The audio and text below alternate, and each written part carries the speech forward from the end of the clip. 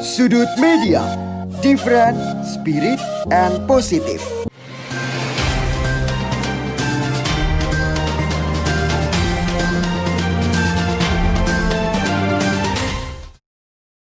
Halo saudara, selamat siang. Saat ini Anda sedang menyaksikan Sudut Reportase bersama saya Brian Indrawan. Pembahasan kali ini kita akan membahas terkait perkembangan COVID-19 di Yogyakarta dan akan sedikit menyinggung kaitannya dengan tidak diberlakukannya PSBB dan perilaku masyarakat di Yogyakarta. Namun sebelum itu, kita lihat dulu cuplikan video yang berikut ini.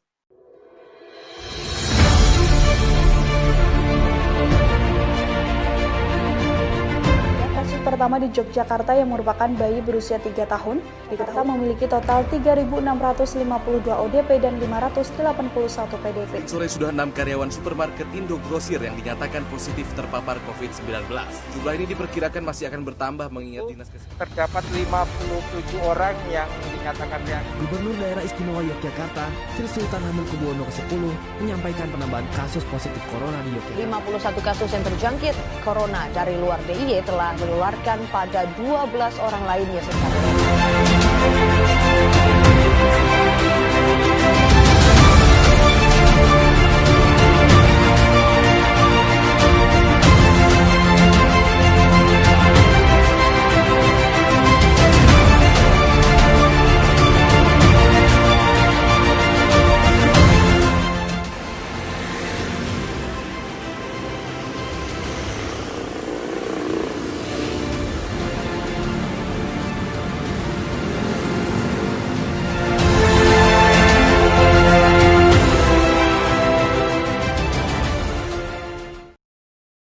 Saudara Sudut Reportase, saat ini sudah terhubung bersama saya, ada Dr. Wisnu dari Yogyakarta yang turut bertugas dalam menangani COVID-19 di Yogyakarta. Dan untuk lebih jelasnya nanti kita akan ketahui sendiri dari beliau bagaimana atau seperti apa tugas dan tanggung jawab yang diemban oleh Dr. Wisnu. Selamat sore Dr. Wisnu, apa kabarnya?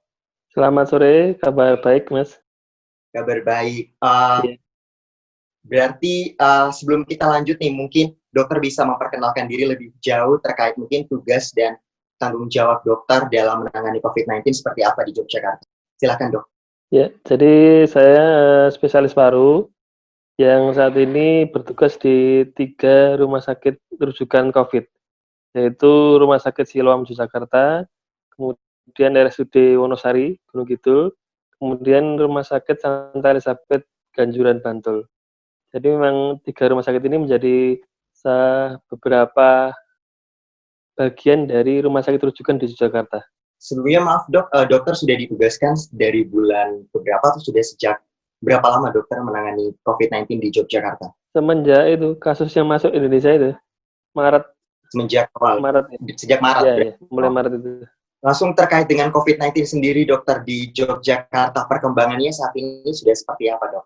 Ya, jadi perkembangan di Jogja ini boleh dibilang mungkin kelihatannya terlambat ya. Tetapi sebenarnya bukan terlambat, tetapi karena penemuan kontak dari kasus yang positif ini memang bertahap. Jadi dari pihak Dinas Kesehatan kan memantau atau mencari orang-orang yang kontak dengan pasien positif. Nah ini kan tidak bisa langsung segera ditemukan. Jadi misalnya ada 10 kontak, maka harus 1 demi 1 diketemukan. Nah, karena waktu menemukan ini bertahap, maka kesannya jumlah kontak yang ketemu itu baru-baru ini. Jadi waktu penemuan kasus barunya kesannya baru lambat. Padahal karena memang menemukan kontak itu memang tidak gampang. Berarti perkembangannya kalau dikatakan terlambat karena sulit menemukan siapa yang menyebarkannya, istilahnya seperti itu.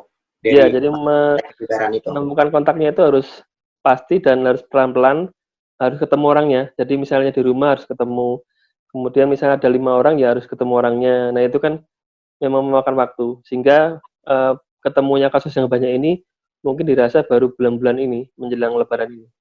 Lalu seperti ini dok, jika pertengahan Maret lalu Dinas Kesehatan Daerah Istimewa Yogyakarta tuh mengatakan bahwa Yogyakarta belum tergolong zona merah. Nah sejauh ini itu status Yogyakarta sebenarnya seperti apa dok? Jadi zona merah ini dalam artian sebenarnya adalah daerah yang sudah ada transmisi lokal. Maksudnya adalah suatu penyebaran yang ada di lokal ini. Jadi misalnya pasien pertama dari luar kota menyebarkan ke pasien kedua di dalam kota, dan pasien kedua menyebarkan ke pasien ketiga di dalam kota juga. Nah, maka kalau sudah ada penyebaran di dalam kota sendiri, maka dinamakan transmisi lokal. Nah, ini dinamakan red zone atau zona merah.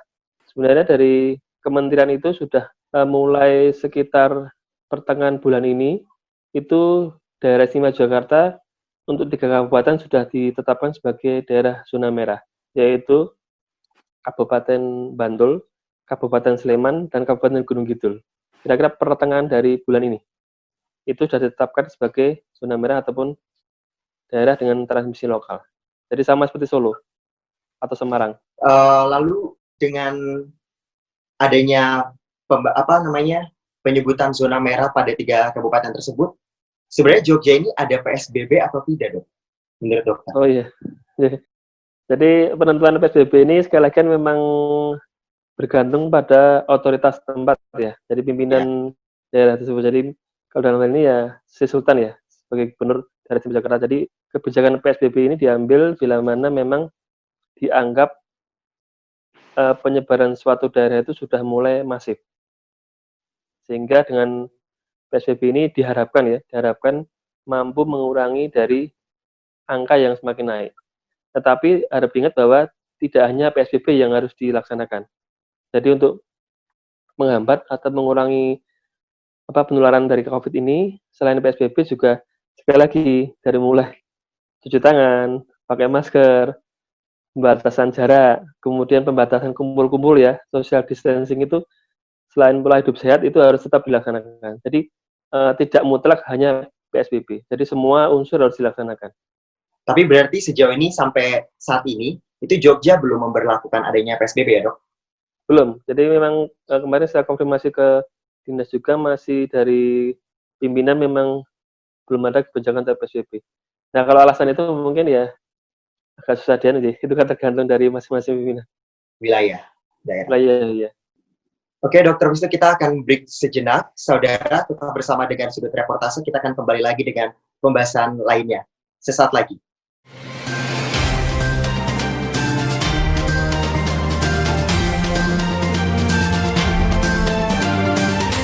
Kita perlu melakukan pencegahan sejak dini agar terhindar dari virus corona. Cuci tangan menggunakan sabun selama 20 detik dengan cara yang benar dan selalu bawa hand sanitizer ketika berpergian. Jangan lupa selalu gunakan masker apabila sedang berpergian dan jangan gunakan masker yang sama lebih dari 1 hari. Ayo cegah penularan virus corona dimulai dari diri kita sendiri.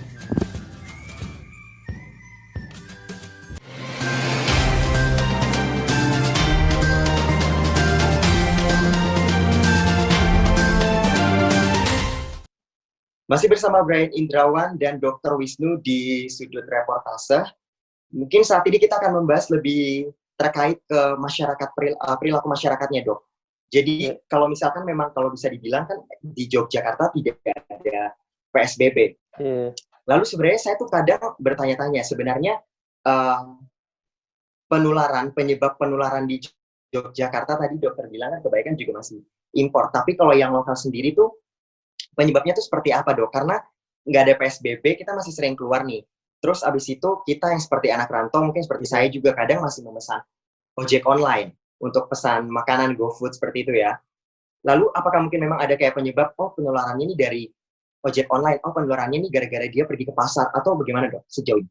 Ya, jadi prinsipnya adalah penularan ini pertama melalui, misalnya kita batuk bersin ya, batuk bersin yang tidak memakai apa-apa, misalnya tidak memakai masker lah, tidak memakai sapu tangan penutup lah.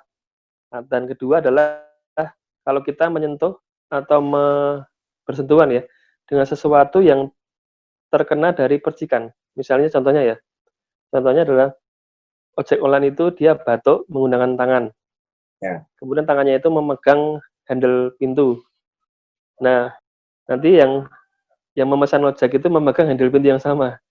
Kemudian dia habis memegang handle pintu memegang hidung atau mulutnya. Nah, ini seperti ini. Jadi jalur yang bisa menularkan COVID yang mungkin tidak kelihatan atau mungkin dilupakan. Jadi segala sesuatu yang memang misalnya membawa kontak dari luar ya, misalnya pemesanan Gojek, kemudian kita kontak dengan misalnya orang di mall, di ruang publik, itu jangan dilupakan selain dari batuk dan bersin juga dari tangan kita. Tangan kita yang mungkin memegang sesuatu yang dipegang oleh orang lain tanpa misalnya kita cuci tangan atau kita membasuh dengan hand sanitizer dan sebagainya. Ya, itu seperti itu. Jadi misalnya kita memesan ojek online, maka kalau memang mau safe ya harus cuci tangan setelah itu, sebelum kita menyentuh wajah. Prinsipnya itu tangan kita dijaga. Misalnya kita menyentuh sesuatu yang dari orang lain, kalau mau safe ya harus cuci tangan dulu sebelum menyentuh wajah atau hidung kita. Tapi sejauh ini kasus yang ditemukan seperti apa, Dok? Saya ini masih penasaran, maksudnya apakah fenomena-fenomena kasus yang ditemukan oleh dokter sendiri, misalkan, proses penularannya itu karena dia bersentuhan dengan ini, bersentuhan ini, itu seperti apa, Dok? Ya, jadi contoh pertama adalah yang di Gunung Kidul. Itu penularan yang paling kelihatan itu waktu kondangan. Oh, kondangan, oke. Jadi yang pertama membawa dari tablik di goa itu dia datang ke kondangan. Nah, bermula dari kondangan itu, maka banyak yang ketularan. Entah itu dia mungkin bersalaman, bisa memegang barang yang sama, misalnya piring dan sebagainya. Itu contoh pertama. Atau memang bercakap-cakap, ataupun bersentuhan, kemudian tanpa masker dan sebagainya. Contohnya itu ya. Yang kedua adalah yang di Indogrosir. Indogrosir itu mereka meskipun ada yang memakai masker, tetapi menyentuh benda-benda yang sama dengan yang membawa penyakit. Yang kasus yang digrosir seperti itu. Atau yang berikutnya kasus yang klaster gereja itu melalui waktu ibadah bersama. Oke. Jadi ibadah bersama mungkin ya lupa menggunakan masker ya, mungkin terus jabat tangan tanpa cuci tangan mungkin lupa ya. Nah itu maka bisa ketularan. Contoh seperti itu. Jadi 3 kasus yang di Gunung Kidul itu pas pesta pernikahan, kemudian waktu di Sleman itu di Indogrosir. Kalau di Bantul itu yang kasus ibadah dari gereja GPIB. Oh iya, Dok, setelah misalkan proses penularan, kalau memang kita bersentuhan atau berkontak dengan yang memang memiliki virus seperti itu prosesnya 14 hari ya? Iya, jadi 14 hari ini diambil rata-rata terpanjang. Jadi dari mulai mungkin usia tua, usia muda, kemudian orang Indonesia, orang Amerika, orang Korea, orang Cina ini diambil rata-rata yang paling panjang itu 14 hari. Dari mulai virus masuk sampai timbulnya gejala itu memang rata-rata diambil istilahnya garis tengahnya ya 14 hari. Tapi hingga saat ini ada nggak sih, Dok, yang dia tidak menunjukkan gejala? Karena kan kalau dibilang katanya banyak juga yang beredar kalau daya tahan tubuhnya kuat, ya maka dia tidak akan menunjukkan gejala apa-apa. Dan virus itu akan tetap diam aja dalam tubuhnya, seperti itu. Bagaimana, Dok? Ya, jadi satu kenyataan yang mungkin bisa dibilang menakutkan ya, atau mungkin dibilang juga menyeramkan adalah karena beberapa pasien itu tidak ada gejala. Jadi yang dinamakan OTG ya, orang tanpa gejala. Yang saya rawat di Gunung Kidul itu malah dari 22 pasien yang sembuh itu hanya 2 yang menunjukkan gejala. Yang lainnya itu tidak tanpa gejala, jadi cuma demam 1 hari. Yang lain cuma nggak ada keluhan. Jadi tanpa gejala. Nah ini yang memang pertama kondisi imunnya mungkin masih bagus, tetapi pada satu sisi kita harus lebih waspada karena dia tanpa gejala sama sekali. Jadi bagi para dokter dan orang-orang sekitarnya harus lebih waspada karena kemungkinan banyak yang di sekitarnya itu yang kita menjumpai orang yang sakit COVID itu tanpa gejala. Karena mungkin kondisi imunnya sangat bagus. Kita kembali bahas terkait dengan di Jogja itu tidak ada PSBB, Dok. Yeah. Lalu sebenarnya saya masih sering bertanya-tanya, sebenarnya kita masyarakat itu diperbolehkan untuk beraktivitas di luar rumah atau tidak? Karena di satu sisi kampanye untuk stay at home atau di rumah saja itu masih terus bergulir. Tapi di satu sisi ada juga pemikiran yang berkembang bahwa asalkan menggunakan protokol kesehatan seperti masker, membawa hand sanitizer, maka sebenarnya boleh-boleh saja, fine-fine saja keluar rumah. Lalu sebenarnya mana yang kita harus ikuti? Apakah benar-benar kita harus mengikuti stay at home atau ya kita boleh keluar beraktivitas seperti biasa asal protokol kesehatan tetap ada? Bagaimana, Dok? Ya, jadi memang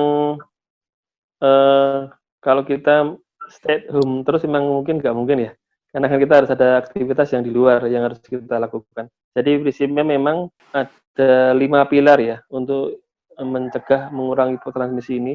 Jadi selain pakai masker, cuci tangan, jaga jarak, dan social distancing, serta PHBS atau pola hidup sehat ya, ini harus dilakukan. Jadi prinsipnya memang apakah kita harus di rumah ataupun di jalan, itu tetap harus melaksanakan kelima-limanya. Kalaupun terpaksa kita keluar, misalnya ada keperluan di luar harus beli ini dan beli itu, maka tetap harus melaksanakan kaidah-kaidah yang proteksi untuk penularan. Seperti yang jaga jarak, kemudian tetap cuci tangan, dan kerumunan itu sebaiknya memang dikurangi. Jadi kalau memang mutlak tidak boleh keluar kota ya kita tidak bisa, karena misalnya harus kerja di luar kan nggak bisa, kita stop nggak bisa.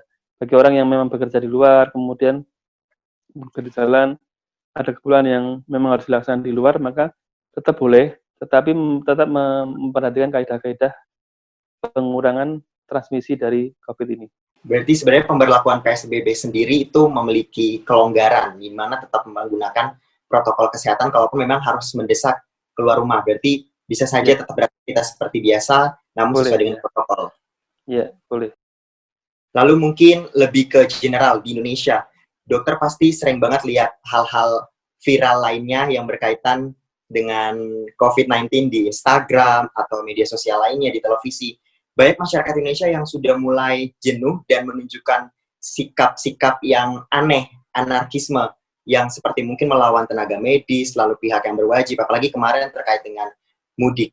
Itu bagaimana tanggapan dokter sebagai tenaga medis yang menangani langsung terkait dengan COVID-19 itu bagaimana perasaannya? Iya, jadi memang terus terang saya memang sedikit kecewa ya, maksudnya menyesalkan beberapa mungkin pihak yang kurang mentaati ataupun kurang mengikuti dari anjuran pemerintah ya. Jadi anjuran pemerintah ini memang dibuat sedemikian memang untuk mengurangi dari jalur penularan dari virus ini. Nah, memang peraturannya memang dibuat sedemikian, memang tidak boleh mudik, tidak boleh keluar kota, tidak boleh pulang, itu memang dibuat seperti itu untuk melindungi kita dari penyebaran COVID ini. Tetapi memang beberapa pihak, beberapa kalangan memang tetap berusaha mudik dengan alasan mungkin tradisi, budaya, kangen dan sebagainya. Tapi ini sebenarnya menurut saya sih sebenarnya kurang bijak ya. Kurang bijaksana karena kita harus melihat bahwa ada hal yang lebih penting daripada kita ketemu. Kalau dibilang kangen ya mungkin semua kangen ya. Kalau dibilang mungkin ketemu ya semua pengen mudik, semua pengen kumpul dengan keluarga.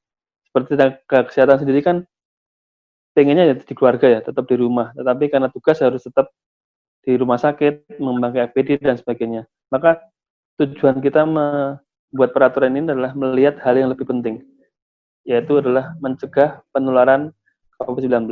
Nah, dengan adanya tindakan-tindakan yang banyak ya dari para masyarakat yang melawan petugas, kemudian tidak mematuhi peraturan ini, sebenarnya saya juga memang kecewa ya, mungkin sedikit agak sedih karena betapa kita dari tenaga kesehatan ini sedemikian kerasnya menjaga, sedemikian ketatnya kita, sedemikian kerasnya kita memakai APD, merawat pasien itu sepertinya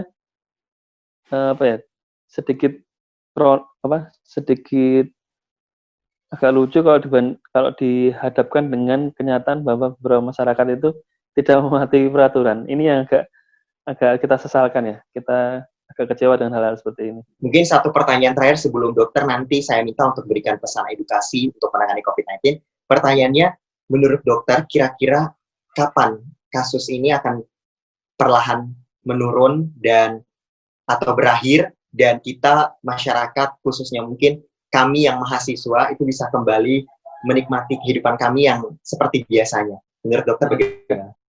Ya, jadi ini pertanyaan semua orang ya, pertanyaan bukan dari pertanyaan hampir semua kalangan ini bertanya sebenarnya dari berbagai orang juga sudah meneliti ya, dari berbagai ilmuwan meneliti, para pakar-pakar epidemiologi juga meneliti sebenarnya sampai di mana sebenarnya mungkin penurunannya sampai kemudian virus ini bisa menghilang ya.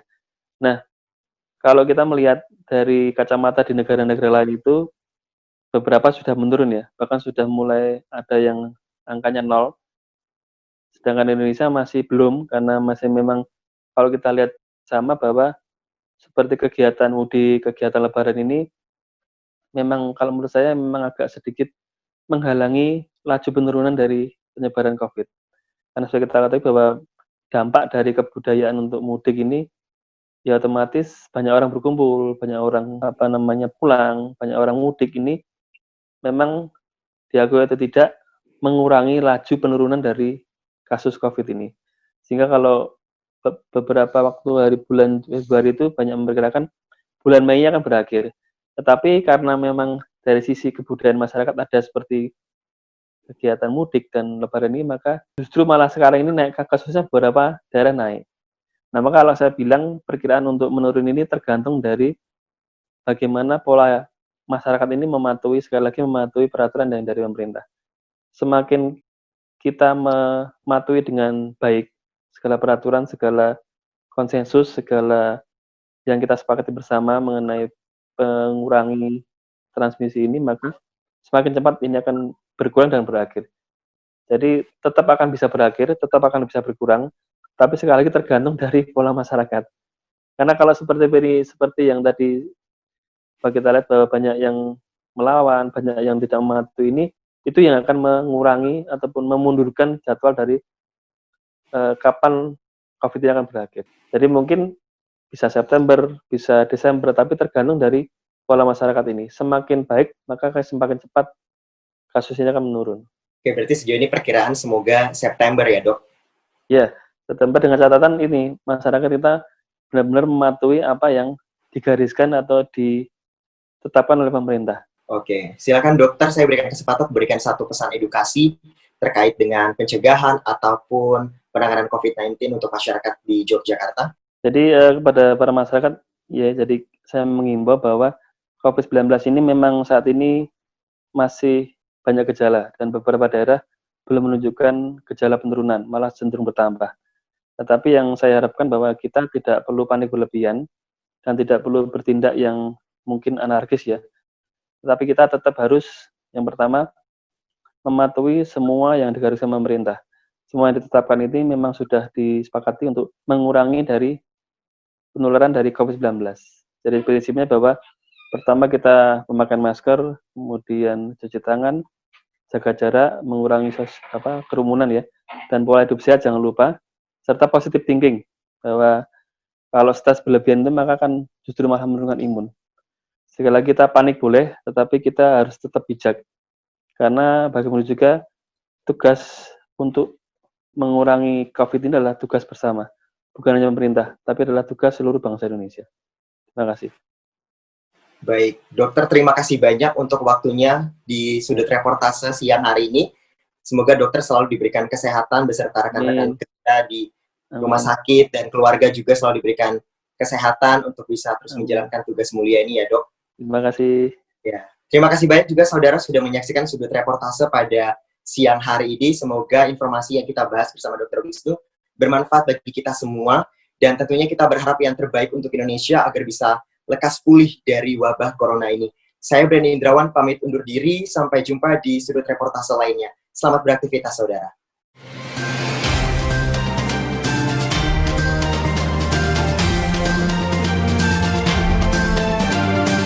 Ramadan terasa berbeda. Jarak antara aku dengan sahabat yang aku sayangi. Tahun ini tidak ada namanya buka bersama di luar. Terasa sepi. Tapi ternyata walau dari rumah, keceriaan selalu ada. Ramadan ini aku jadi sadar, kemurnian Ramadan bisa tetap terjaga dimanapun kita berada.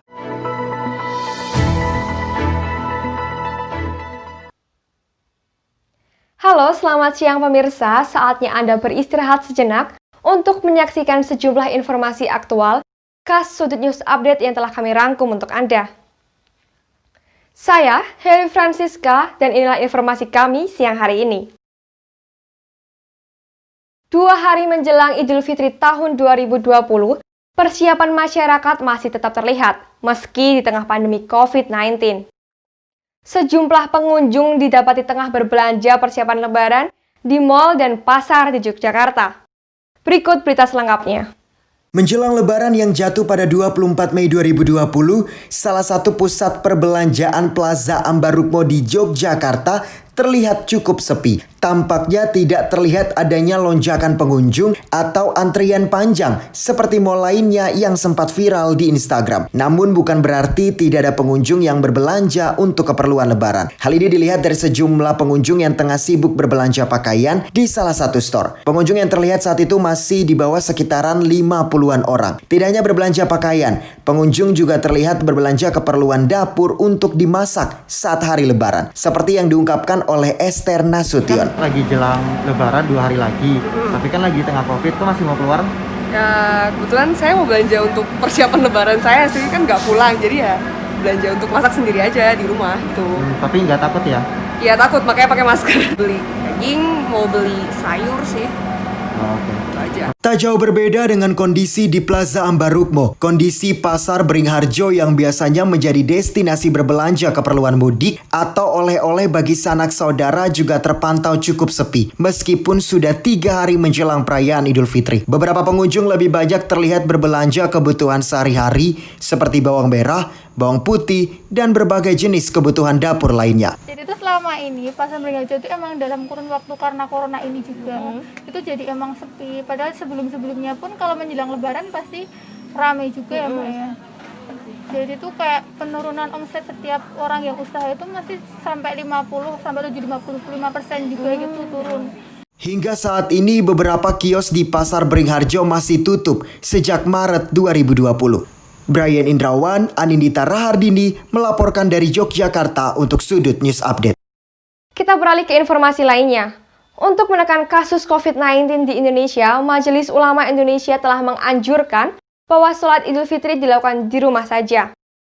Beberapa pemimpin daerah seperti Yogyakarta pun juga telah menghimbau masyarakat untuk tidak menggelar sholat Idul Fitri berjamaah baik di lapangan maupun di masjid.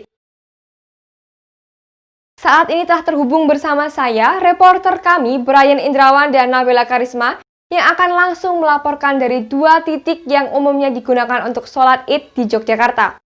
Kita akan ke Nabila terlebih dahulu. Silahkan Nabila.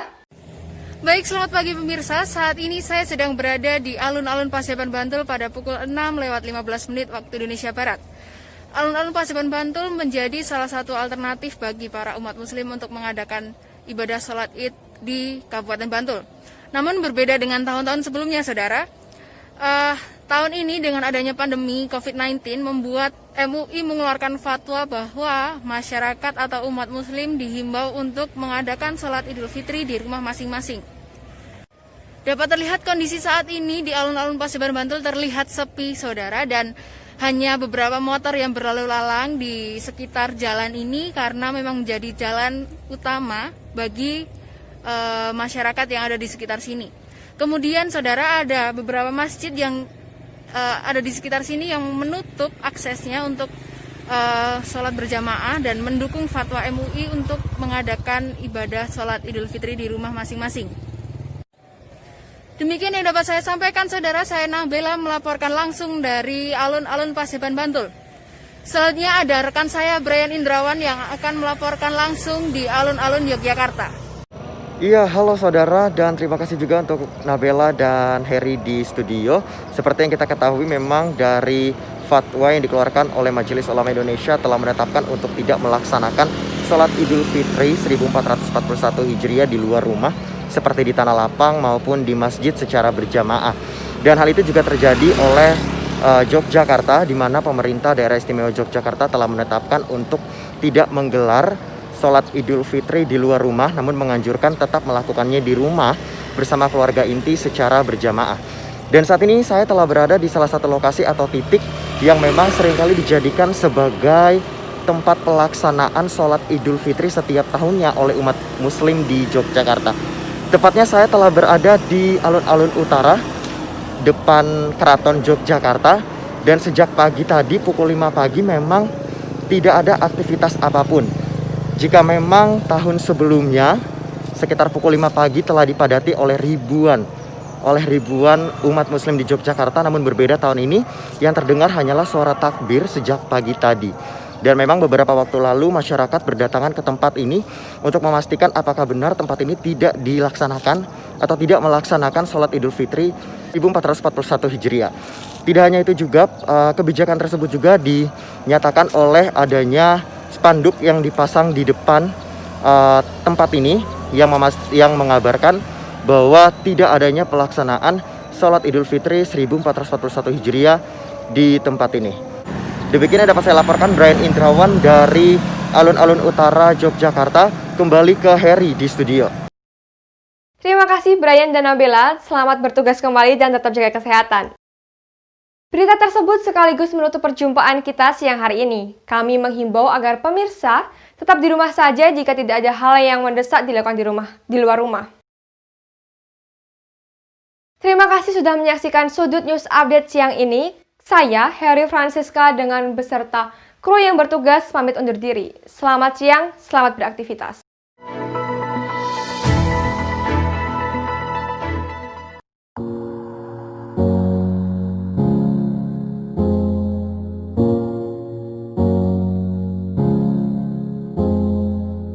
Sudut Media, different, spirit, and positive.